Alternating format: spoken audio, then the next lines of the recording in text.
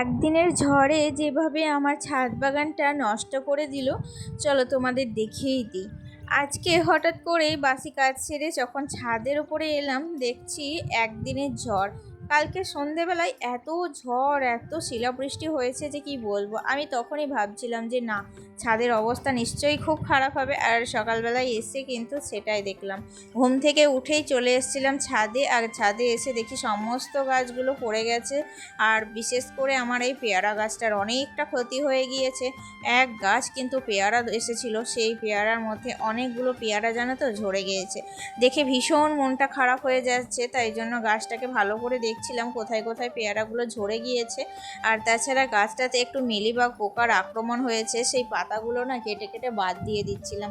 আমি অনলাইনে দেখলাম যে পাতাগুলো কেটে এখন বাদ দিয়ে দিলে, কিছু কীটনাশক দিলে নাকি গাছটা ভালো হবে বা সুস্থ হবে। কিন্তু আমার কাছে না দুঃখের ব্যাপার হচ্ছে যে কীটনাশকটা নেই, তাই জন্য পাতাগুলোকেই কেটে বাদ দিয়ে দিলাম আর কি।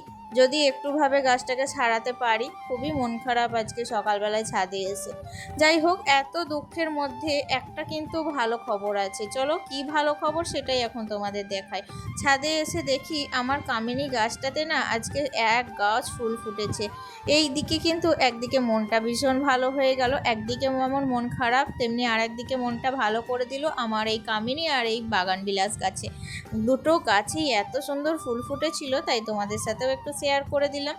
তারপরে তো নিচে এসেছিলাম, আর নিচে এসে দেখো রান্নাটা চাপিয়ে দিয়েছি, কারণ আজকে কিন্তু সকাল থেকে মেঘমেঘ করলেও ভীষণ চাপা একটা গরম পড়েছে জানো। আর এই চাপা গরমে আমার কিন্তু শরীর দিয়ে অটোমেটিক ঘাম ঝরতে শুরু করেছে।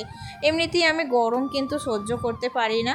তাই হোক, তার উপরে এত গরম কিভাবে রান্না করব, সকালবেলায় উঠে মাথায় হাত দিয়ে দিয়েছিলাম।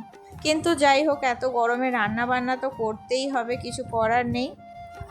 কারণ পেট তো আর বাধা মানে না, তাই পেটের জন্য সব কিছুই করতে হবে, হাজার কষ্ট হলেও। প্রথমে দেখো ওই দিককার ওভেনটাতে ভাত বসিয়ে দিয়েছি, আর এদিকে আমি এখন জল খাবারের জন্য একটু আলু চচ্চড়ি বানিয়ে নেব, সেটারই জোগাড় করছি। তার আগে আমার কিন্তু সমস্ত রান্নার জোগাড় কমপ্লিট হয়ে গেছে, কাটাগুলো কমপ্লিট হয়ে গেছে, সবজি কিন্তু বাটনাটা করা হয়নি। আর এদিকে আমি জল তুলে নিয়েছি, তাছাড়া মাছ বেছে নিয়েছি, সবটাই কমপ্লিট হয়ে গেছে।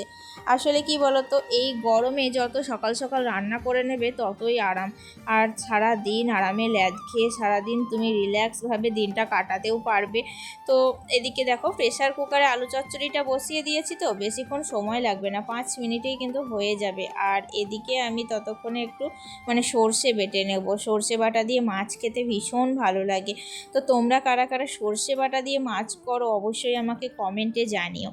আমাকে এমজে অধিকারী দিদিভাই কমেন্ট করেছে যে খুবই ভালো লাগলো, সত্যি তোমাকে দেখে কিছু শিখতে পারবো। অসংখ্য ধন্যবাদ দিদিভাইকে। দিদিভাই এভাবেই আমার পাশে থেকো, তোমার মতো বন্ধু আমার সাপোর্ট একান্তই প্রয়োজন। প্লিজ প্রত্যেক দিন কিন্তু আমাকে এইভাবে সুন্দর সুন্দর কমেন্ট করো।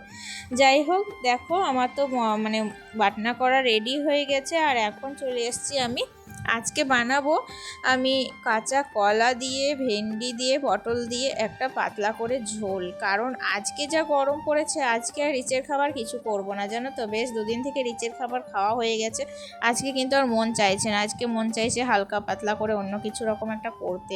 তাই জন্য দেখো আমি কিন্তু হালকা পাতলাই করছি। আর তাছাড়া কালকে আবার রিচের খাবারই রান্না হবে। কালকে হচ্ছে আমার হাজব্যান্ডের জন্মদিন, কালকে অক্ষয় তৃতীয়া, তো শুভ অক্ষয় পূর্ণ লগ্নে কিন্তু আমার হাজব্যান্ডের জন্ম হয়েছিল। যেহেতু আমার হাজব্যান্ডেরা 7 বোন 1 ভাই, তাই জন্য 7টা মেয়ের পর যখন ছেলে হয়েছিল ভীষণ নাকি সবাই আনন্দ করেছিল। আর আমার শাশুড়ি মা নাকি অনেক কষ্টের পর ছেলের জন্য কিন্তু 7টা মেয়ে, আর এই ছেলে যখন হলো ফাইনালি সবারই কিন্তু আনন্দে ধরে না। আর আমি শুনে আসছি যে ওর জন্মের সময় কিন্তু প্রচণ্ড আকারে মেঘ, বৃষ্টি, ঝড় সমস্তটাই হয়েছিল। আর দেখো অক্ষয় তৃতীয়া আসার আগের দিনই কিন্তু প্রচুর ঝড় বৃষ্টি হলো। জানি না কালকে কি হবে, কালকে কিন্তু ঝড় বৃষ্টি হওয়ার সম্ভাবনা আছে। দেখা যাক এখন কি হয়। কালকের দিনটা দেখবে, তোমাদের সাথে শেয়ার করব। কালকে কিন্তু কি কি করছি না করছি সবটাই তোমাদের সাথে শেয়ার করব। চলো আজকে তো রান্না দেখো, ওদিকে তো মাছটা ভেজে নিয়েছি আর ওদিকে ঝোলটাও কমপ্লিট হয়ে গেছে, আর এখন কিন্তু আমি মাছের ঝোলটা কমপ্লিট করে নেব। আর লাস্টে করেছিলাম একটু মূলোর শাক, সেটা আর তোমাদের সাথে শেয়ার করা হয়নি, কারণ এত কিছু তরকারি করার পর লাস্টে বেলায় আমার হাজব্যান্ড একটু মূলো নিয়ে এসেছিলো, আর আমার শ্বশুরমশাই শাক খেতে ভীষণ ভালোবাসে। তো আজকে তো আর লালদের শাক পাইনি, তাই জন্য আজকে আমার শ্বশুরমশাই বললো যে মূলোর শাকটাই রান্না করো। তো লাস্টে আমি যখন এদিকে বেডরুমটা গোছাচ্ছিলাম, ওদিকে কিন্তু রান্নাটা চাপিয়েই বেডরুমটা গোছাচ্ছিলাম, তাই জন্য ওটা আর তোমাদের সাথে শেয়ার করা হয়নি। আর এমনিতে অনেকখানি বেলা হয়ে গেছিলো, তার জন্য কিন্তু ওই দিকটা আর শেয়ার করিনি। তো মূলোর শাকটা কিন্তু আমি রসুন ভাজা দিয়ে এত সুন্দর করেছিলাম, সবাই কিন্তু আজকে মূলোর শাকের ভীষণ নাম করেছিল।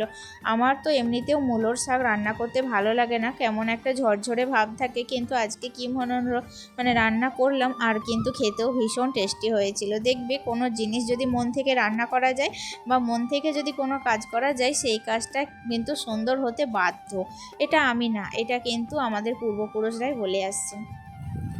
অনেক দিন হয়ে গেল বিছানার বেড কভারটা একটা সিঙ্গেল বেড কভারই পেতে রেখেছিলাম, কিন্তু ডবল বেড কভার আমি তো বিছানার মধ্যে পেতে রাখি। আসলে সেদিন থেকে বেড কভারটা কাচার পর আর পাতা হয়নি। আজকে দেখো বিছানার বেড কভারটা তুলে ঝেড়ে নিলাম, আর ডবল বেড কভার পেতে তারপরে আবার কিন্তু বেড কভারটা ভালো করে বিছিয়ে দিলাম।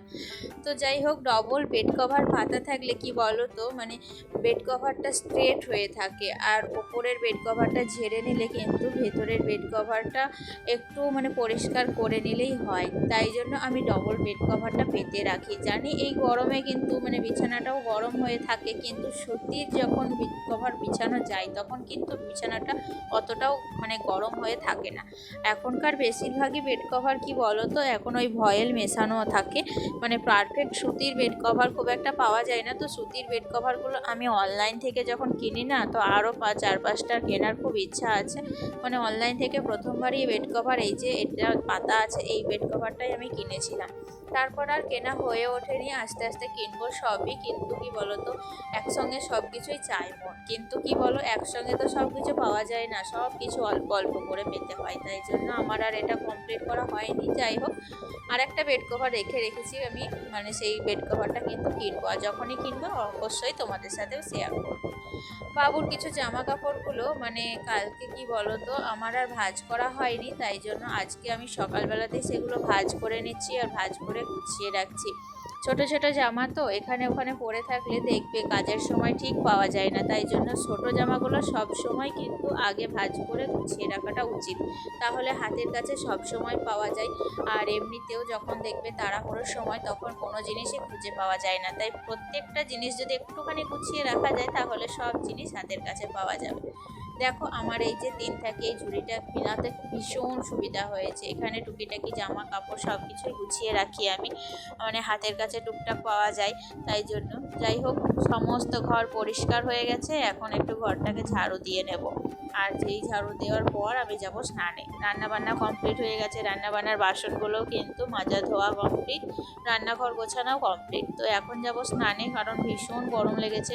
আসলে সব সময় উনুনের তাতে যখন রান্না করি আমরা গৃহিণীরা, এত পরিশ্রম হয় যে কি বলবো তোমাদের, তখন কিন্তু মন চায় যে একটু ঠান্ডা হই, একটু ঠান্ডা মানে ঠান্ডায় বসি, কিন্তু কি বলবো একটার পর একটা যে কাজ থাকে না, তখন কিন্তু ঠান্ডার বসায় সময়টাই হয় না, তখন মনে হয় আগে কাজটা কমপ্লিট করি তারপরে বসবো।